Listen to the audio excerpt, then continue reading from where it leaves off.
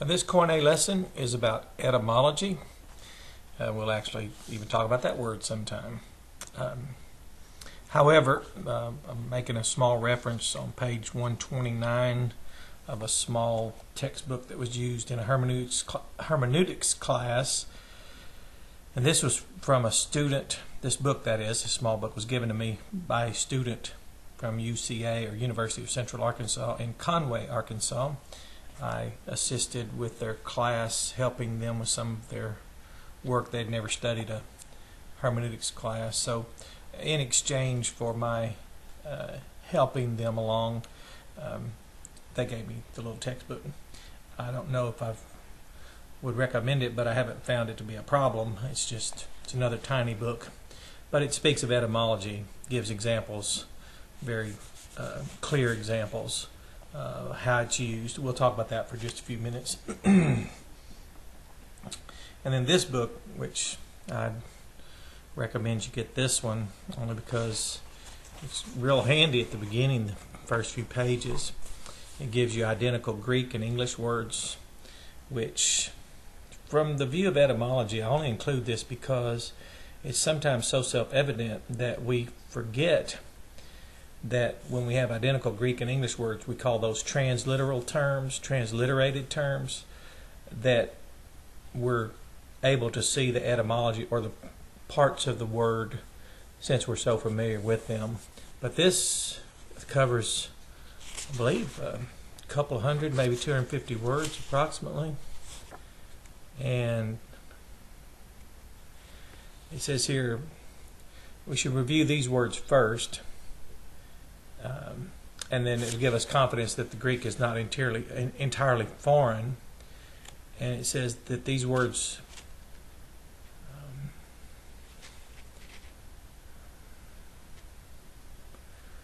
well, I don't know how many. It doesn't say exactly how many there are, but there's quite a few.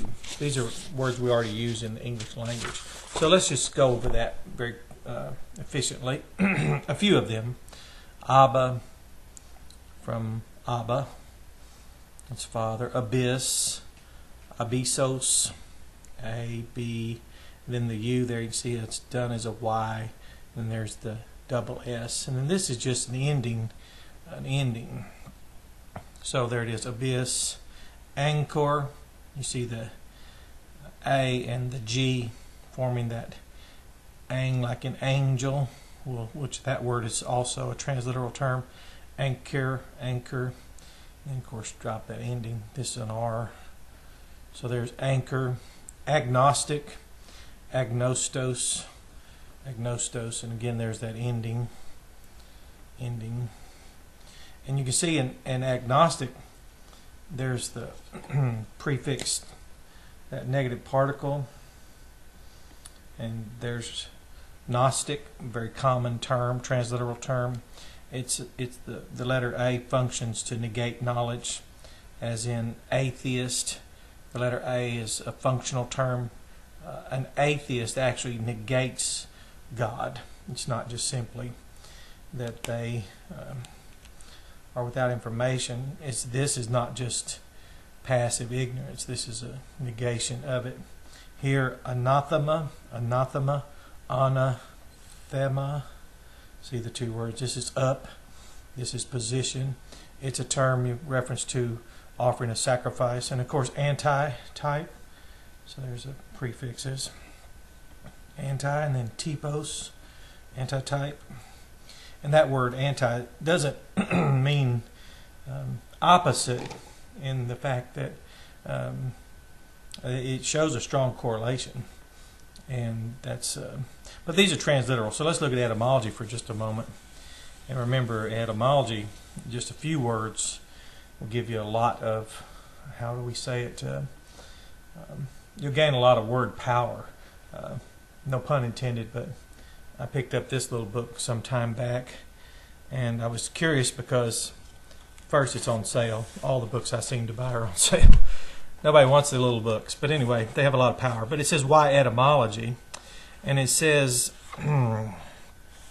when you know the meaning of a root, you can better understand and more easily remember all the words built on this root.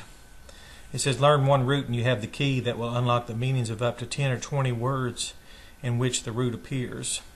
Learn ego, for example, and you can immediately get a grasp on egocentric, I can't see, egomaniac, egoist, egotist, and alter ego. In the etymological approach to vocabulary building, you will learn about prefixes, roots. Well, the key I want you to get here is just the few root words that we have, keywords especially in the Greek, KOINE Greek. You can learn a lot of vocabulary very quickly. And then the context can be the governing principle by how that word's used. And of course, we just saw a couple of words where ana was used as a prefix in the word anathema. So we had anathema, and this is that prefix preposition. When you break these words down, you'll find there's a lot of words tied to this one. There's anti, which is attached to this word, and it speaks of God's determinate counsel, or his intention is something Paul asked in Romans, who could stand against it? Well, of course, no one, but he used ana. So there's anathema. And then we all know about, well, that is those of us who studied history, of those who always found themselves between the political state churches, or the state and the religions, that group of people accused of being ana baptizers. There's that prefix there and that term. And then as the book I was showing you, the little Protestant biblical interpretation from a hermeneutics class at University of Central Arkansas, which I did not take the class but received the book as a gift. It used examples of epi, and then it refers to the word scopos. But let's just transliterate that. That's just E-P-I. And we know that from like an epidermic needle, epi, upon the skin, the surface, or here scope, S. Instead of K, I'm just going to go ahead and write a C there so we can see that it's a word that we're familiar with. We know about a scope used for sighting a gun. Epi is upon, like we hear about the epicenter of an earthquake, that core center upon which the core energy was from which it was displaced. So we have upon, and then a scope, and this is the word sometimes in English, common English, is translated bishop. So this word doesn't really tell us anything, bishop, unless we know the parts that convey its function. So you can learn a lot about the advantage, not the vantage point, but the advantage point, or the oversight, epi, scope, upon, scope, of a pastor, a teacher, for example. And then of course we have plenty of other words, but key to it was the letter A is one of the things, how you know it's a negative, a negation, and we know that this is even attached to the word from which we get truth, and it's I can't remember, something like that, aletheia. And yes, I could have looked that up before I told you. Matter of fact, I'll thumb over and find that. But this means concealment. The root word does. And if the letter A here is a negative particle, in our language, for example, we have negative particles like the word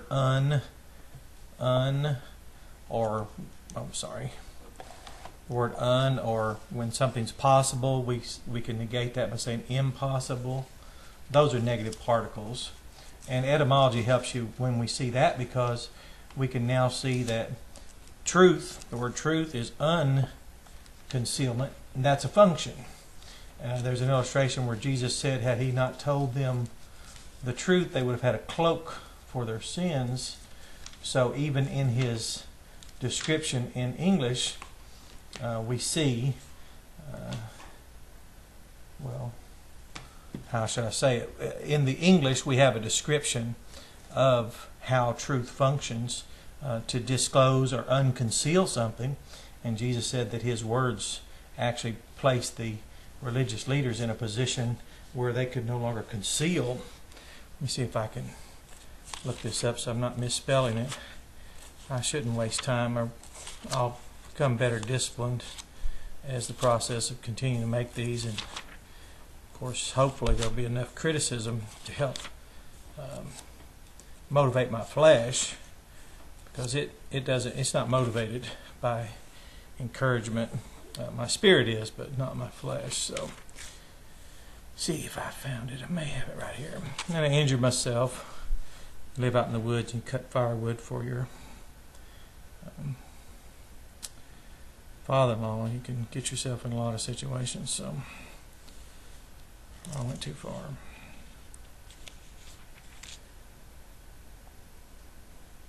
Oh, here we go. Here we go. Sorry. Yeah, that's correctly spelled. And that's the, sorry about that, but this is a good one for etymology, unconcealment. The truth functions in that manner. So this is the negative particle. And again, it's because it's koine. It's very common. It's a very synthetic, it's literally positioned together, words positioned together. Apo, apostle. This is a word, a prefix. It's away from. And that's a noun for sent or send. But in the context, when you know how this functions and you see these words, you can see when Paul would say he was one sent away from Jesus Christ. He'll identify the one from whom he was sent away, and of course the one by whom he was sent away, and show the source away from which his right to speak and responsibility to preach was there. It certainly doesn't hold a lot of the meanings today. Apostle today is considered it's developed into an office, and disputes about apostolic succession or whatever all that's about. That doesn't require etymology to diffuse that. Just honesty with the context will do that. But to continue, and I'll return back to this for a moment to show you just how many words are in here. There are well, you saw antitype, and then here's apocalypse, apo, from apocalypse, and then it is calypse, apocalypse.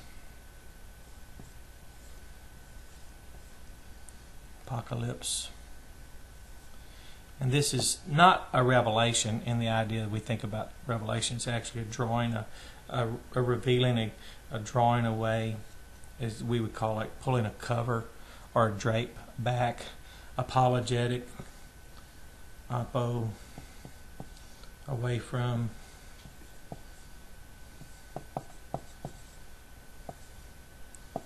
And then of course the word logia, which you can see logic in that. L-O-G-I, and we have the word logic. Our word logic comes from that. So away from logic. So if you study apologetics, and I told you before, there's a lot of contradictions even in that. One school of apologetics uses the Bible to support Calvinism. Another school uses apologetics to support Arminianism. So somebody's not being very objective when coincidentally their apologetics lead them to support what they began with, which would be the cognitive bias and the affective bias, to which I've made reference before, to which we're all subject to that. Architect, same thing, has the word chief in it, a chief builder, a master builder. You could just, this is so easy, and I mean that literally, that when you go through some of these transliteral terms, you can see that they're combined, and there's an epigraph, an inscription, epi upon, graph, from what we get the idea of graphics or even graphite. Here's words all beginning with pro, before. Here's word para for parousia.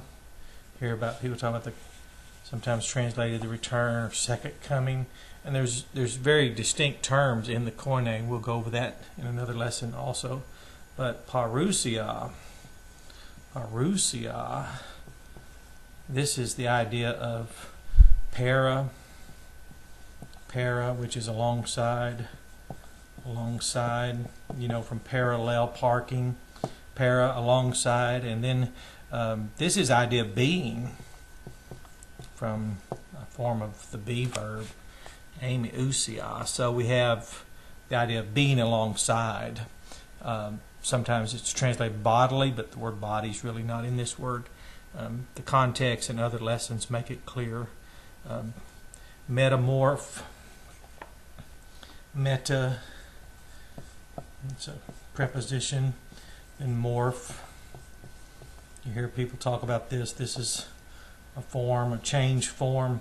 Well, this is how it's spelled out in KOINE. And there's literally hundreds of these that are transliterated, so you can gain quite a mastery just by reviewing the English if you haven't bothered to learn how to read the simple, common, very common, plain, very wordy, or as one well-educated young man recently told me, it's called conversational Greek is what he called it. It was so common. So anyway, this is the lesson on etymology. Enjoy it. A few people, more people should be aware of it, only because it brings the Bible where it should be, in the hands of all of us, so we can learn it, know it, and move on. Because the next lesson, I really want to talk a little bit about some theology and a couple of items. But this is etymology, an introduction, and find you a couple of books, Greek grammars especially. But this mastering Greek vocabulary is a good start, and you'll like it, you'll enjoy it, because you can move ahead very quickly, realizing how much you already know. So enjoy this.